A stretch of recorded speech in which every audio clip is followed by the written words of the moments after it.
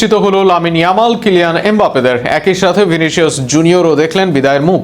আর সেখানেই যেন ব্যালন জয়ে এগিয়ে গেলেন আর্জেন্টাইন হুলিয়ান আলভারেজ।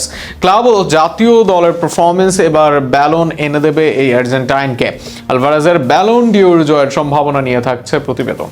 কোয়ার্টার ফাইনালে বার্সেলোনার বিপক্ষে ফ্রিকিকে 1 গোল, দুই দলের 5 গোলের এনকাউন্টারে যেটা ছিল সবচেয়ে সেরা গোল, যেই গোলে অ্যাওয়ে ম্যাচে লিড পায় অ্যাথলেটিকো। দিন শেষে ওই 1 গোলই গড়ে দেয় ব্যবধান, যে গোলে আর এক জায়গায় এগিয়ে গেলেন হুলিয়ান আলভারেজ। আগামী ব্যালন ডিওর জয়ে তার রাস্তাও যেন পরিষ্কার হয়ে গেল অনেকটাই।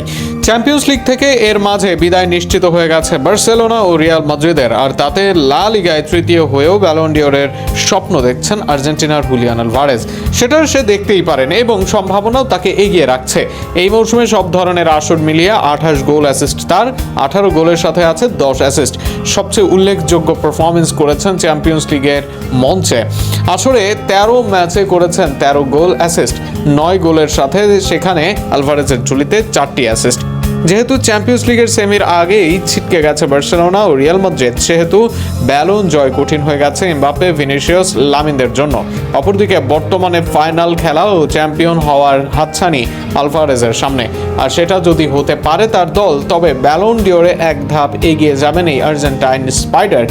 আরেক ধাপ নির্ধারিত হবে আর্জেন্টিনার বিশ্বকাপের পর। গত বিশ্বকাপে 3টি গোল করেন আলভারেজ, আর্জেন্টিনা পায় বিশ্বকাপ শিরোপা। 2022-এর পর 2026 সালেও একই রকম প্রত্যাশা আর্জেন্টিনা ভক্তদের। আর এই কাজটায় যদি রিপিট করতে পারেন এই অ্যাথলেটিকো স্ট্রাইকার, তবে ব্যালন ডিওর জয়ে যাবেন অনেকটাই এগিয়ে।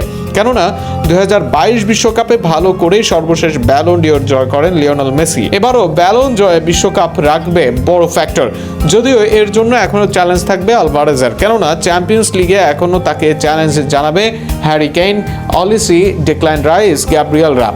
এদের কাছে যদি হেরে যায় আলভারেজের দল, তবে আবারও পিছিয়ে পড়বেন তিনি।